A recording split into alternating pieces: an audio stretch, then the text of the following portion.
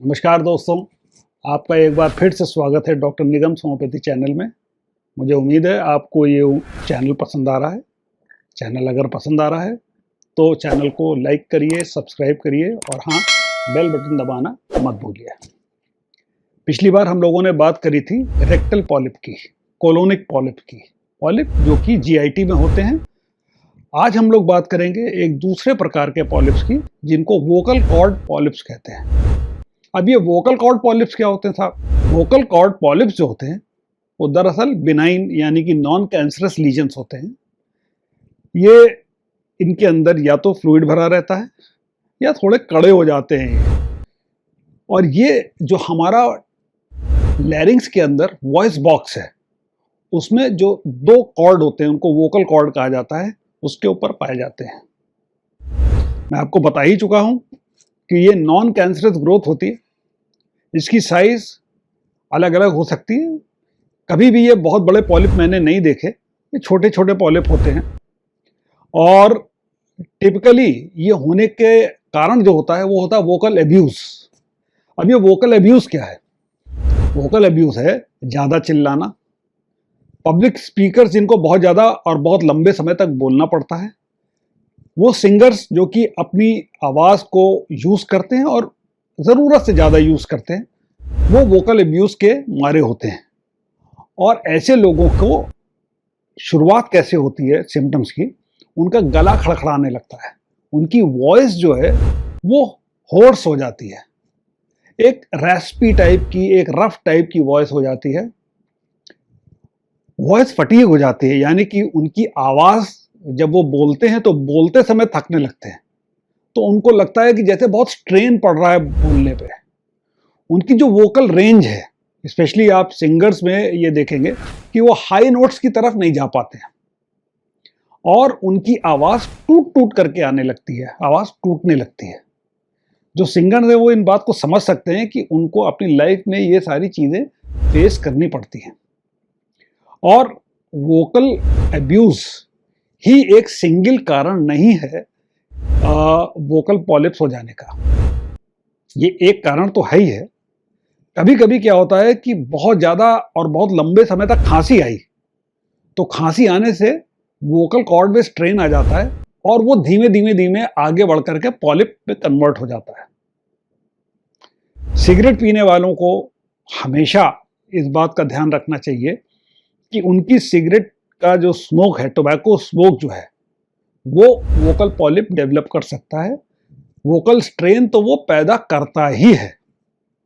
आजकल जिस हिसाब से एयर पोल्यूशन बढ़ रहा है, एयर पोल्यूशन भी वोकल पॉलिप का एक कारण हो सकता है। और एक और कारण है जो कि अक्सर लोग भूल जाते हैं, वो है रात के सोते समय एसिड रिफ्लक्स होना, यानी कि पेट का एसिड पलट करके मुंह में आ जाता है, वो ट्रिकल करके कभी कभी लैरिंग्स में चला जाता है और इरिटेशन करता है वोकल कॉर्ड्स की, जो कि वोकल पॉलिप होने का एक कारण हो सकता है।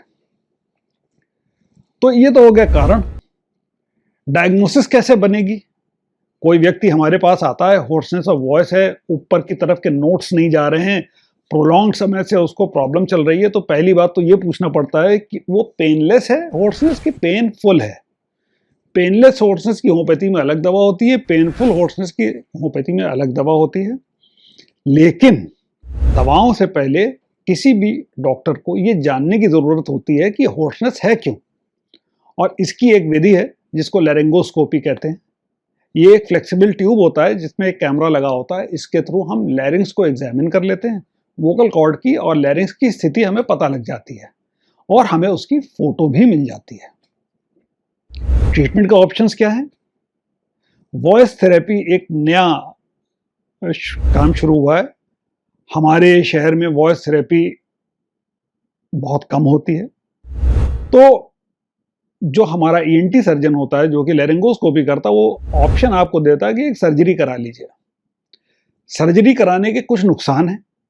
फायदा यह है कि एकदम से पॉलिप निकल जाता है, नुकसान ये है कि पॉलिप अक्सर वापस आ जाता है, क्योंकि सर्जरी में जब आप उस जगह को काटेंगे तो वो भी तो इरिटेशन हुआ, इसलिए सर्जरी से बचना चाहिए और होम्योपैथी की तरफ मुड़ जाना चाहिए। होम्योपैथी शुरू करने के साथ आपको अपनी लाइफस्टाइल में कुछ चेंजेस करने पड़ेंगे। शुरुआत में आपको, अगर आप सिंगर हैं तो हाई नोट्स की तरफ नहीं जाना होगा। जो इरिटेंट्स हैं जैसे कि टोबैको, स्मोक हो गया, पोल्यूशन से बचना होगा। पानी खूब पीना होगा, हाइड्रेट खूब रहना पड़ेगा और अच्छी वॉइस हाइजीन की ज़रूरत पड़ेगी। वॉइस हाइजीन का मतलब ये होता है कि आप चिल्लाएं नहीं, वॉइस को रेस्ट दें, हाई नोट्स की तरफ मत जाएं और गार्गिल करें। हालांकि गार्गिल से डायरेक्टली वोकल कॉर्ड में कोई असर नहीं आता है, लेकिन फेरिंग्स तक गार्गिल से आप देखते हैं कि इन्फ्लेमेशन कम हो जाता है। एक केस दिखाता हूं आपको। सुनील कुमार साहब 33 साल के पेशेंट हमारे, ये 14 मई 2015 को हमारे पास आए। इनकी लेरिंगोस्कोपी में ये पता लगा कि इनके एक छोटी सी सिस्ट राइट वोकल कॉर्ड में है, अभी पॉलिप बना नहीं है। और राइट वोकल कॉर्ड में जहां पे सिस्ट है उसके बिल्कुल सामने लेफ्ट वोकल कॉर्ड में केराटोटिक स्पॉट हो गया है। केराटोटिक स्पॉट का मतलब होता है कि वो एरिया कड़ा हो गया है, और ये केराटोटिक स्पॉट अगर ठीक नहीं होता है तो in due course of time, सालों में, ये एक कैंसर का रूप ले सकता है। सो ये सज्जन 14 मई 2015 को हमारे पास आए। 13 अक्टूबर 2015 को जब इनकी लेरिंगोस्कोपी कराई गई तो ये पाया गया कि वोकल कॉर्ड्स नॉर्मल हैं और इसमें कोई भी सिस्ट नहीं है। सिस्ट तो खत्म हुई, जो लेफ्ट वोकल कॉर्ड में केराटोटिक स्पॉट था वो भी खत्म हो गया। तो 29 जून 2015 को ट्रीटमेंट स्टार्ट किया, 13 अक्टूबर 2015 को ट्रीटमेंट खत्म किया। ट्रीटमेंट पूरा होने में 4 मंथ लगे। इससे जल्दी आप होम्योपैथी में असर क्या चाहेंगे? देखिए, होम्योपैथी में जब आप इस तरह के रोगों का इलाज करते हैं जो कि क्रॉनिक होते हैं तो उनको ठीक होने में टाइम लगता है। इसीलिए मैं अपने सारे वीडियोस में आप लोगों को एक टाइम फ्रेम बताता हूं, जिससे आपके मन में कम से कम एक सांत्वना रहे जब होम्योपैथी का इलाज करा रहे हो कि हमको लगभग कितना टाइम लगेगा। एक और केस की बात करते हैं। त्यागी साहब 50 साल के, ये हमारे पास आए वोकल नोड्यूल लेकर के। इनके 30 सितंबर 2015 को जब लेरिंगोस्कोपी हुई तो इनके राइट वोकल कॉर्ड में एक छोटा सा नोड्यूल पाया गया जो कि बेनाइन था, कम से कम अपीयरेंस में बेनाइन था। और अच्छे लेरिंगोस्कोपिस्ट जो होते हैं वो अपीयरेंस से अच्छी डायग्नोसिस बना लेते हैं। उनको एक ऑप्शन था ऑपरेट कराने का, उन्होंने ऑपरेशन कराने का मन नहीं बनाया, वो हम लोगों से इलाज कराने आए। 27 फरवरी 2016 जब लेरिंगोस्कोपी दोबारा कराई गई तो वोकल कॉर्ड नॉर्मल थे। तो कहने का मतलब यह है कि सितंबर 2015 से फरवरी 2016 इनको टाइम लगा और 5 महीने का टाइम लगा। पर एक और अच्छी बात हुई जो कि होम्योपैथी में अक्सर देखी जाती है, जब आप प्राइमरी कंप्लेन का इलाज करते हैं तो अक्सर सेकेंडरी कंप्लेन्स भी ठीक हो जाती हैं। इनकी primary complaint vocal cord nodule थी, इनकी सेकेंडरी कंप्लेन थी गैस्ट्राइटिस की, और नोड्यूल बनने का कारण शायद यही था कि इनको एसिड रिफ्लक्स डिसऑर्डर था।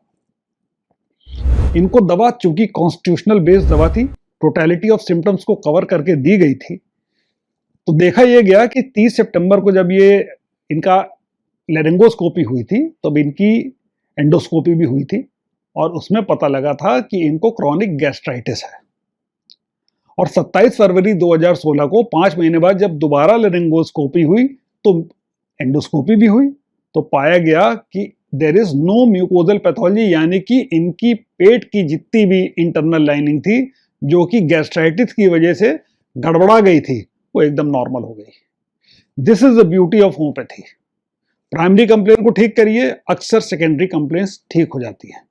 आगे भी हम जब आपको केसेस दिखाएंगे और प्रॉब्लम्स के, तो आप यही फिनोमेना पाएंगे। अब आपने नोड्यूल देख लिया वोकल कॉर्ड पे, आपने सिस्ट देख ली वोकल कॉर्ड पे। अब एक और केस दिखाते हैं। जायसवाल साहब 48 ईयर्स के, वोकल कॉर्ड पॉलिप के साथ हमारे पास आए। इनके जब लेरिंगोस्कोपी हुई तो 29 नवंबर 2021 में इनके लेफ्ट वोकल कॉर्ड पॉलिप था। 22 फरवरी 2022 को जब इनकी लेरिंगोस्कोपी हुई तो पॉलिप खत्म हो चुका था।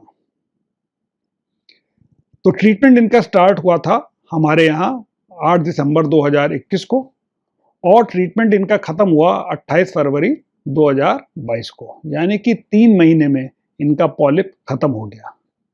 पॉलिप की जो सबसे बढ़िया होम्योपैथी की दवाएं होती हैं, मैं 4-5 दवाएं आपको बता सकता हूं। अर्जेंटम निट, नाइट्रिक एसिड, फ्रूजा। एक और दवा होती है जो कि छोटी सी दवा होती है लेकिन अक्सर काम करती है, वह है ट्यूक्रियम मारम वारम। ये बॉडी में कहीं पे भी पॉलिप हो उसमें असर करती है। एक और दवा होती है जो सिंगर्स में पॉलिप होने पे बहुत काम करती है, वो है अरम ट्रिफाइलम। ये दवाएं हैं जो कि होम्योपैथी में यूज करते हैं हम लोग। हमेशा मैं आपको कहता हूं कि दवाएं सुन करके स्वयं उसका इस्तेमाल ना करें।